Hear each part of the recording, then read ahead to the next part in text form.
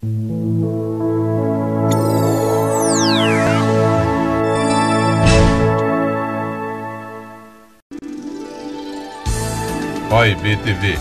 uma realização da Ordem dos Economistas do Brasil. Colega economista, prezada telespectadora, prezado telespectador, é um prazer estar com vocês mais uma vez aqui na TV da Ordem dos Economistas do Brasil. E novamente conto com a presença de um conjunto seleto, de um trio seleto, muito seleto, de colegas da área de advocacia e também da área administrativa, para falarmos sobre um assunto extremamente importante, que vem a ser a questão do algoritmo e a discriminação de preços em função dos variados perfis que as pessoas têm nas redes sociais. E tenho a grata satisfação, a honra de contar com a professora doutora Juliana Duarte, com a professora doutora Camila Castagnato e com a administradora Amanda Almeida. É um prazer estar com vocês novamente. Vocês me enchem de muita alegria, pode ter certeza disso. Nós muito que agradecemos, professor. Uma honra estarmos aqui mais uma vez, né, meninas? É isso mesmo. O prazer é todo nosso. Então, começo contigo, Juliana. As redes sociais apresentam uma série de vantagens, é claro. O mundo ficou extremamente reduzido a um celular, nos comunicamos, temos muita informação, mas também elas carregam dentro de si grandes armadilhas. E essas armadilhas que é o que nós vamos conversar hoje sobre questões relacionadas ao consumidor. Dependendo da minha navegação pelas redes sociais, será que na hora que eu vou comprar um produto pela internet, será que eu posso encontrar um preço ou uma oferta bem diferenciada de outros consumidores, doutora Juliana? Olá a todos, agradeço mais uma vez, na pessoa do professor Manolo, o convite para falarmos de um tema que eu, Amanda e a Camila temos desenvolvido há algum tempo. Começou com um bate-papo despretensioso sobre o que está acontecendo com a vida, com os algoritmos, com os celulares, com esse consumo, e a gente tem conseguido desmembrar essas nossas discussões, porque elas... O professor mesmo viu na última entrevista, no último bate-papo que tivemos aqui, que de fato o assunto ele é muito rico. Então nós temos desde a coleta de dados, que foi um pouco do que abordamos na conversa passada, e hoje a gente vem falar do que acho que foi o finalzinho, a conclusão do nosso bate-papo anterior, que é o controle do consumo, o controle da massa de consumidores. E hoje, mais do que nunca, o consumo está aí ligado à existência. É impossível existir sem consumir, Eu brincava com os meus alunos quando eu dava aula de direito consumidor que você acordou, acendeu a luz, consumiu. Então, é inerente à condição humana hoje, a condição de consumo, a condição de trabalhador, que também está atrelado a isso. E pela ordem constitucional brasileira, nós temos que dar efetividade à dignidade desses seres humanos.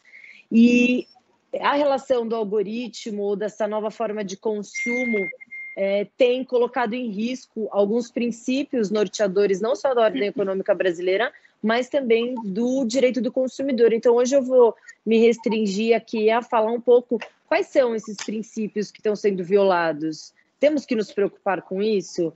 Então, essa conversa e tudo isso também partiu de algumas constatações, minha e da Amanda, principalmente, no nosso dia a dia, de constatarmos que, uma vez ou outra, nós chamávamos um táxi ou um aplicativo e nós víamos que, vamos testar, vamos fingir que a gente vai para o mesmo lugar para ver se o seu preço dá igual ao meu, e o preço dava diferente. E em outras situações também, eu tentei comprar um livro, fui impedida de comprar 2 exemplares, tive que comprar um.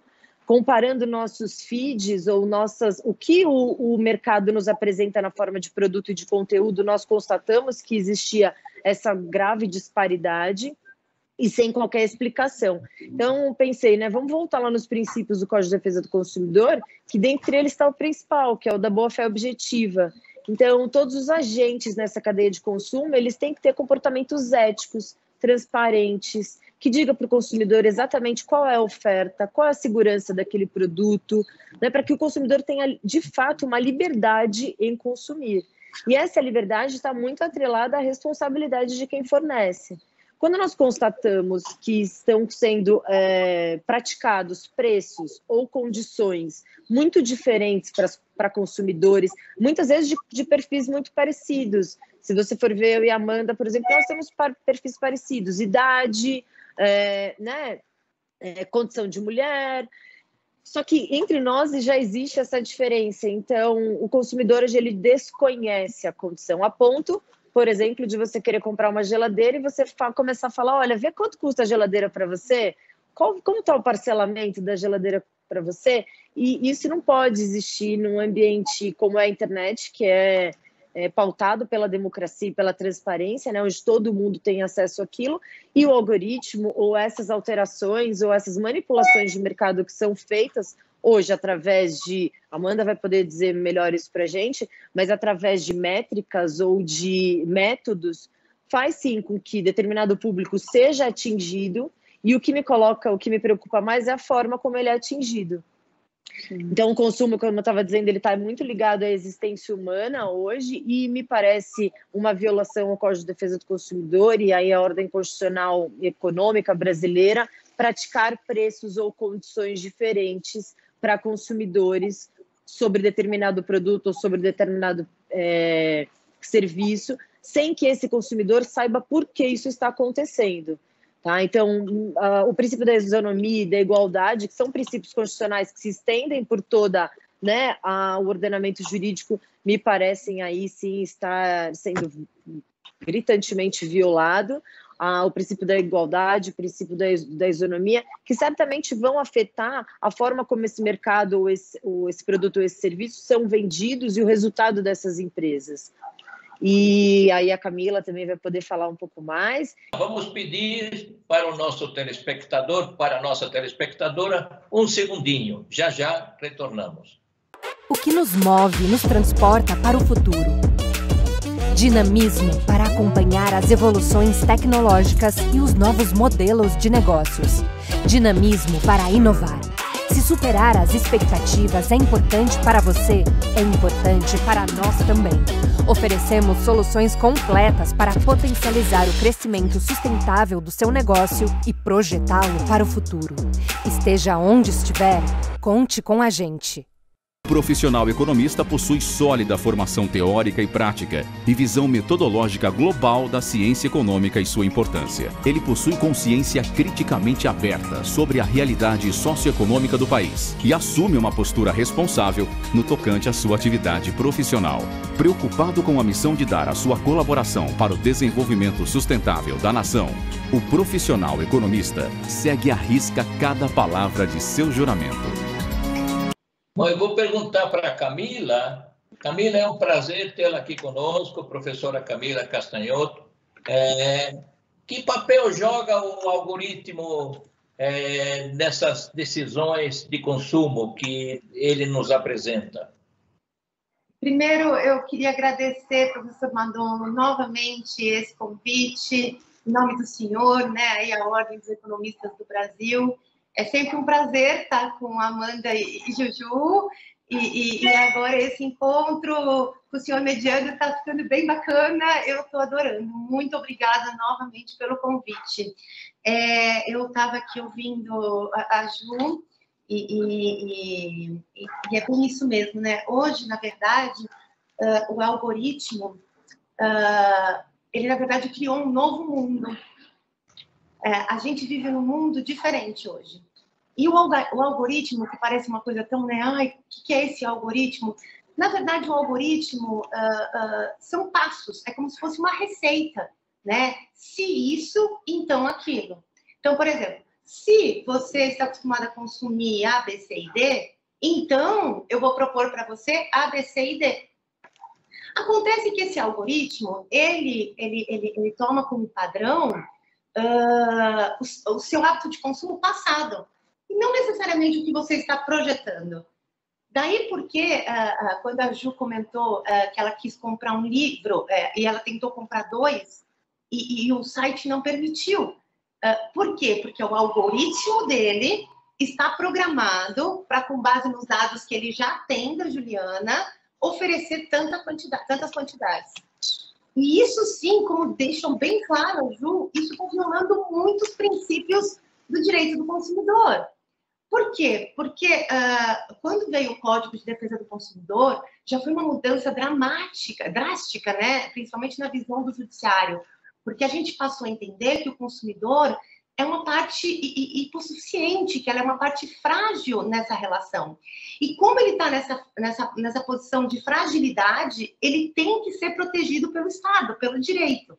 Daí porque nós temos o Código de Defesa do Consumidor, que permite, por exemplo, a inversão do ônus da prova, né? Porque, de repente, a gente não sabe como comprovar que o algoritmo está me excluindo de um consumo, né? Eu não tenho nós, enquanto consumidores, não temos essa expertise, né? Então, a gente tem inversão do ônus da prova. A gente pode pedir para que a empresa demonstre que esse algoritmo não está nos prejudicando.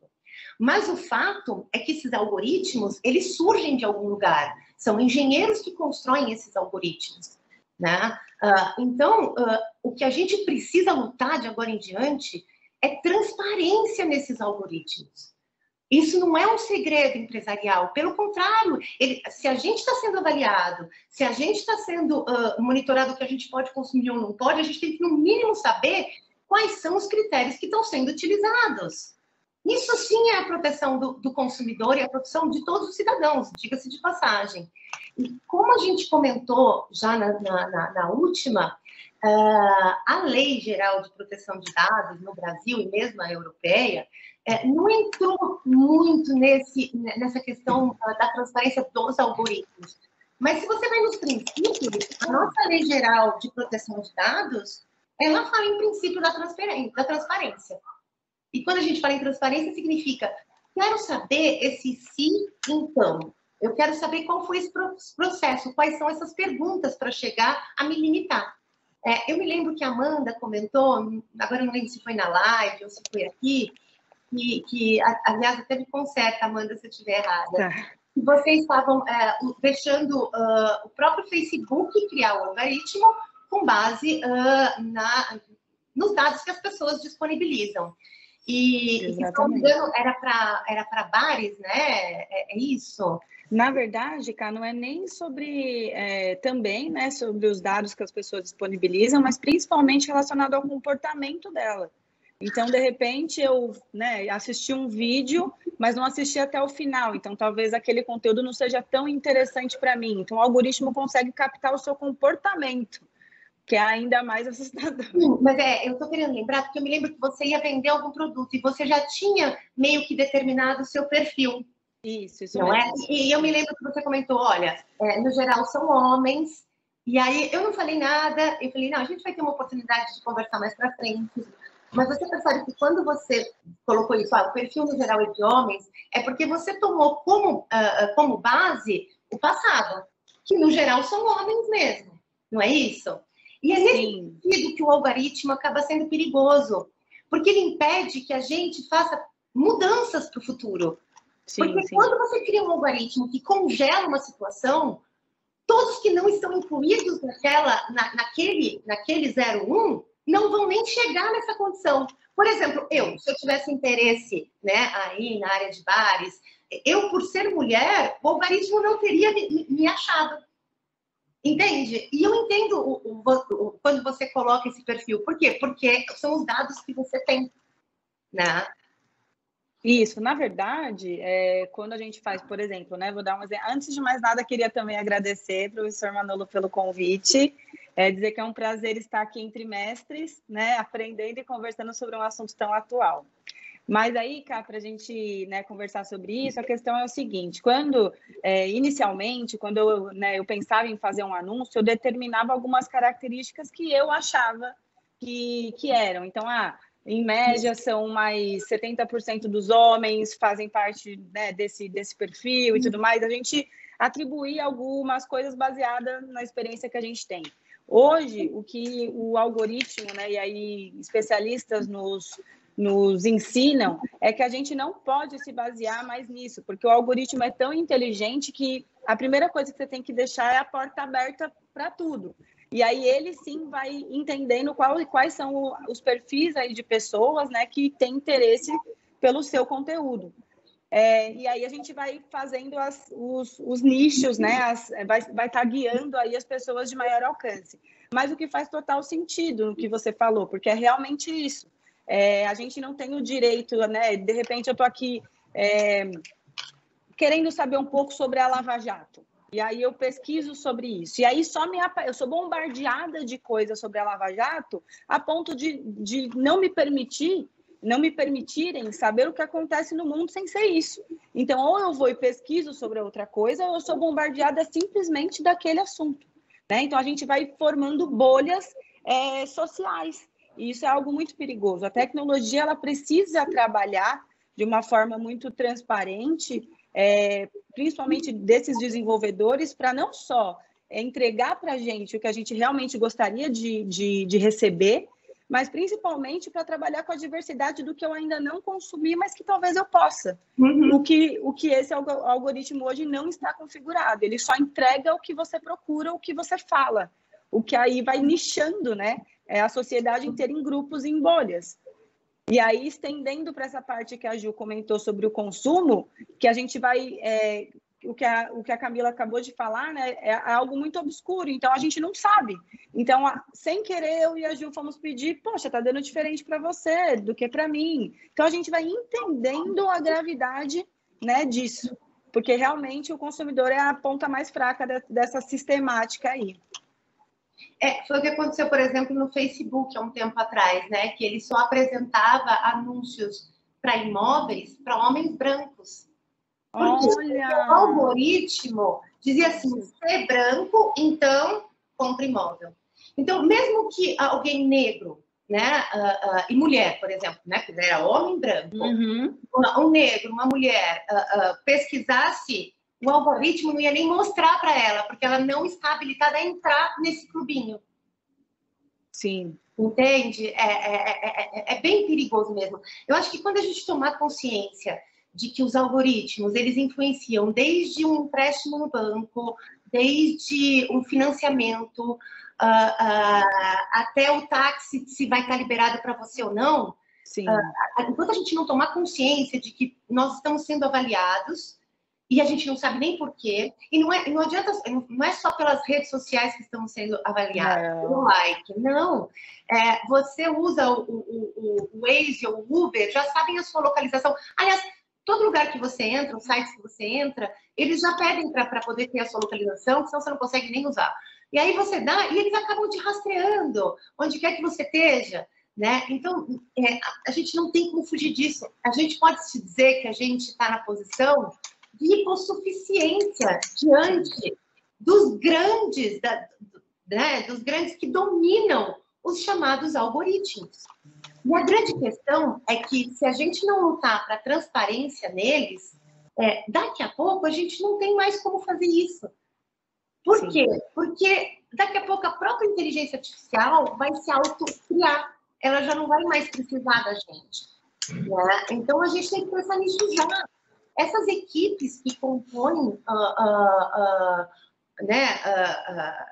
as empresas que vão formar aí os algoritmos, elas têm que ser fiscalizadas pelos estados, né? O poder público tem que entrar nisso. Essas equipes têm que necessariamente serem interdisciplinares, ter engenheiro, advogado, sociólogo, antropólogo e assim por diante, para que seja porque o engenheiro ele é muito objetivo, né? Ele vai querer chegar lá no final e de repente ele precisa ouvir outros especialistas de outras áreas para ver se não está cometendo uma discriminação, né? Se que com certeza está, né? Com certeza está.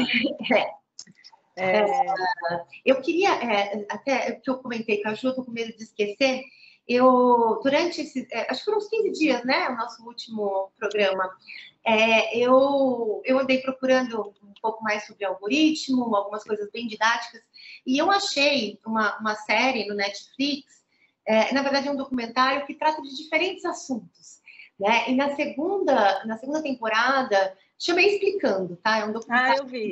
Isso, é excelente, é brasileiro, né? É legal isso. Fala desde criptomoeda a câncer e vai aí, entra na questão do algoritmo. E nesse, deixa eu até ver onde eu anotei, aqui, a segunda temporada, chama Código de Programação. Foi feito esse episódio no dia 24 de outubro de 2019, um pouquinho antes de fechar tudo, da pandemia. Sim. E ele é rapidinho, vale a pena ver, porque ele é didático, 24 minutinhos e tá tudo certo. E ele trata literalmente dessa questão da linguagem da programação. Porque o que a gente sabe é que a linguagem da programação ela é binária. 011001. E aí fala, mas como assim? Como é que você cria um mundo todo com isso? Porque você cria essas perguntas, os chamados algoritmos. Se isso, então aquilo. E a gente tem que ter consciência de que nós estamos vivendo agora um novo mundo. Sim. Um mundo não mais programado por Deus ou pela evolução, mas é um mundo programado por homens. Né? E é um mundo, esse mundo virtual é o que a gente vive hoje, ele se confunde. E a gente tem que realmente perguntar quem está fazendo essa programação? Essa programação tem que ser democrática. Essa programação tem que atender os princípios da dignidade da pessoa humana. E quem vai fazer esse controle? Aí vem a grande questão. Né? Eu acho que aqui no Brasil, pelo menos, aquela decisão que a gente comentou na última vez foi uma bola fora. Né? Porque o nosso tribunal deixou entender que, não posso entrar no algoritmo. Oi? Como não? Se esse algoritmo está criando uma discriminação para esse trabalhador, para esse consumidor, cadê o judiciário? Socorro! Como não pode? Até porque daqui a pouco vai pegar no calcanhar do próprio judiciário. Sim, com certeza.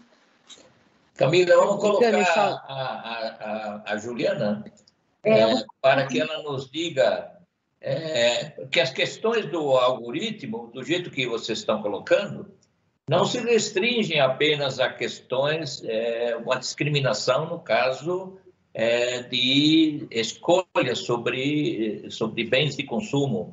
Ele é muito mais amplo. Você citou um documentário da Netflix, não sei se é o mesmo que eu assisti, mas eu fiquei muito preocupado com as eleições americanas. Por quê? Porque são criados comitês do ódio, algo que a gente também está tendo no Brasil já há um bom tempinho. Sim. Na nossa última eleição, isso foi muito presente, professor. Juliana, como é que você está vendo essa parte aí, para você fazer parte também da conversa? Aliás, estamos já com 5 minutos ao final do programa, o que é muito bom, você vê que passa muito rápido.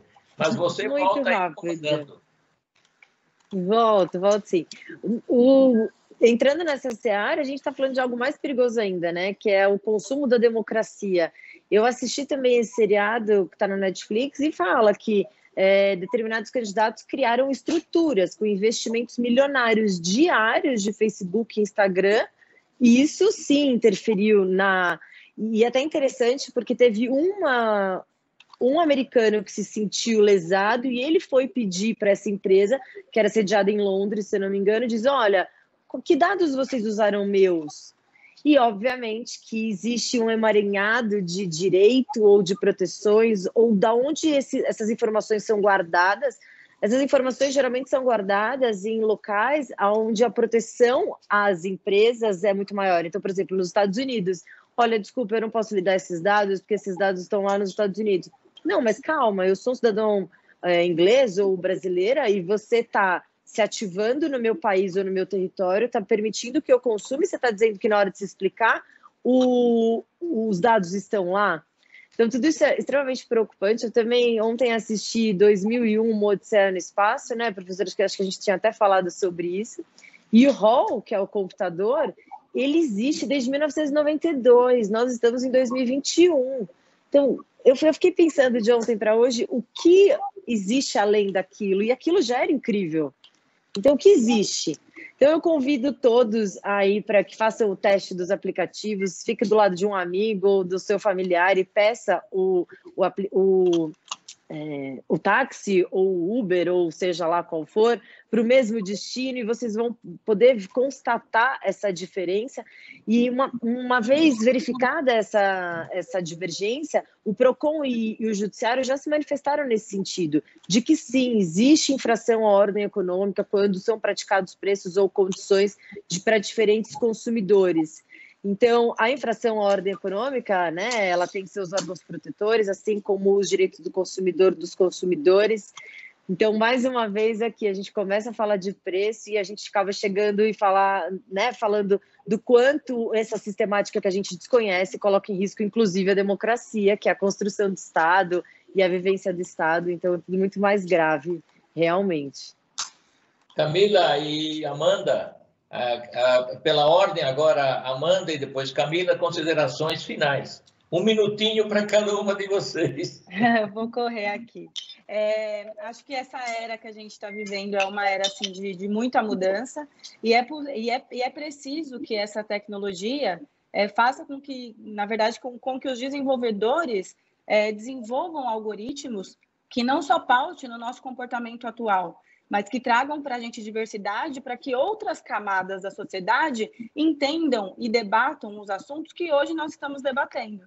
Porque muitas pessoas não têm acesso a esse tipo de informação justamente por conta do algoritmo. Então, eu acho que já é algo que tá em pauta. Acredito que muita coisa vai ser regulamentada, né? Mas a gente está no início de um processo que vai ser muito longo, algo muito perigoso. Mas eu tenho esperança que algo vai ser regulamentado a nível de nos deixar mais confortável. Camila? Na verdade, eu queria terminar só agradecendo mais uma vez aí o convite. Também. Bom, eu agradeço muito a Amanda, agradeço muito a Camila, agradeço muito a Juliana. Muito obrigado por estarem conosco mais uma vez. E marcaremos outras entrevistas, com certeza. E a você, meu caro telespectador, minha cara telespectadora, até o próximo programa da TV da Ordem dos Economistas do Brasil. OEB TV, uma realização da Ordem dos Economistas do Brasil.